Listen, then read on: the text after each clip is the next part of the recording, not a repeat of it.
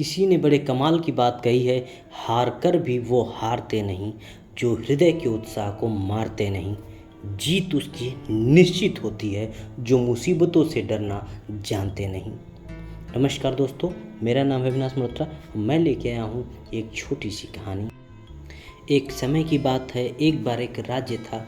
उसके राजा बहुत अच्छे थे और उनका सभी राज्यों के साथ अच्छी मित्रता थी, यानी सबके साथ उनके बहुत अच्छे व्यवहार थे। इसीलिए सभी उनके मित्र थे। सभी के यहाँ उनका आना जाना लगा रहता था और सभी राज्य से हमेशा कुछ न कुछ आता जाता रहता था। सभी राजा उनके लिए कुछ न कुछ भेजते रहते थे, कभी जेवर हों, कभी अच्छे अच्छे खाने के लिए पकवान व मिठाइयाँ, कभी वस्त्र, कुछ न कुछ हमेशा देते रहते थे। एक दिन उनके राज्य दरबार में एक विदेशी मेहमान आया और उसने जाते समय राजा की मेहमान नवाजी से खुश होकर राजा को एक पत्थर उपहार में दिया। राजा को वह पत्थर बहुत ही अच्छा लगा। उसने उस पत्थर की भगवान की मूर्ति बनाने का हुक्म दिया और अपने मंत्री को बोला कि इस पत्थर की एक खूबसूरत सी मूर्ति बनवा कर लाओ। राजा उस मूर्ति को अपने राज दरबार के मंदिर में लगवाना चाहते थे। राजा की अनुमति पाकर मंत्री एक कारीगर के पास पहुंचा, जो कि उस एरिया का सबसे माना जाना कारीगर था।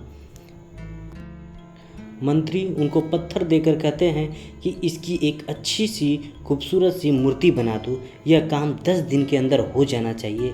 इसके बदले तुम्हें जो चाहिए वो मिलेगा और साथ ही साथ तुम्हें 100 सोने की मुहरें दी जाएंगी। ये सुनकर कारीगर बहुत खुश हो जाता है।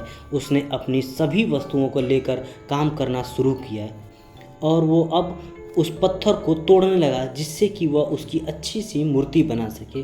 कई बार चोट मारने पर भी वो पत्थर नहीं टूटा। उसने उस पत्थर पर लगभग 50 चोट मारी और वो प्रयास करता रहा पर वो पत्थर नहीं टूटा। और अंत में वो एक और चोट मारकर कहता है कि अब ये काम मुझसे नहीं हो पाएगा। अरे, जब इतनी चोट मारने पर भी ये पत्थर नहीं टूटा तो अब क्या खाक टूटेगा। वो उस पत्थर को वापस मंत्री को दे देता है और कहता है इसकी मूर्ति नहीं बन सकती। लेकिन मंत्री को तो किसी भी हाल में उस पत्थर की मूर्ति बनवानी थी, क्योंकि राजा का हुक्म जो था। मंत्री उस पत्थर को लेकर दूसरे एक साधारण कारीगर के पास जाता है और उस कारीगर से भी बोलता है इस पत्थर की एक खूबसूरत सी मूर्ति बना दो। इसके बदले तुम्हें जो चाहिए वो मिलेगा और साथ ही साथ 100 सोने की मुहरें भी तुम्हें दी जाएगी। वो कारीगर जो था, जैसे ही उस पत्थर पे एक चोट मारी वो पत्थर टूट गया और टूट गया तो उसकी मूर्ति बनाने लगा। मूर्ति बनाकर उसने मंत्री को दे दी और मंत्री बहुत खुश हुआ और उसने 100 मोहरें दे दी उसको। और अब वो मंत्री जाते जाते एक ही बात सोच रहा था कि अगर उस पहले वाले कारीगर ने एक अंतिम प्रयास भी किया होता तो ये सोने की मुहरें उसकी होती। दोस्तों, ये कहानी हमें क्या सिखाती है कि कई बार हम बहुत मेहनत करते हैं लेकिन फिर भी काम नहीं हो पाता तो हम उसको अधूरा छोड़ देते हैं, ये सोचकर कि अब तक नहीं हुआ तो आगे भी नहीं होगा। ये काम शायद मेरे लिए है ही नहीं, मेरी किस्मत में नहीं है, मुझसे होगा ही नहीं। लेकिन असलियत ये नहीं है।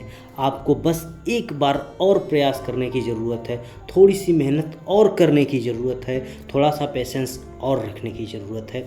शायद जिस वक्त उस काम को आप छोड़ रहे हो उसकी अगली ही बार वो काम हो जाए, पर हम उसे छोड़ देते हैं, अपने सपनों को छोड़ देते हैं, अपनी जीत को छोड़ देते हैं। लेकिन दोस्तों, एक बात याद रखिएगा, हमारी मेहनत अपना असर ज़रूर दिखाती है। बस फ़र्क इतना है कि वो किसी को जल्दी तो किसी को देर से मिलती है। लेकिन आप एक बार प्रयास और करिए, एक बार मेहनत और करिए और अपने सपनों को पूरा कीजिए। दोस्तों, ये कहानी आपको कैसी लगी हमें कमेंट करके ज़रूर बताइएगा। और अगर अभी तक आपने हमारे चैनल को सब्सक्राइब नहीं किया है तो अभी हमारे चैनल को सब्सक्राइब कर लें, क्योंकि ऐसी ही मोटिवेशनल स्टोरी हम आपके लिए लाते रहेंगे। धन्यवाद।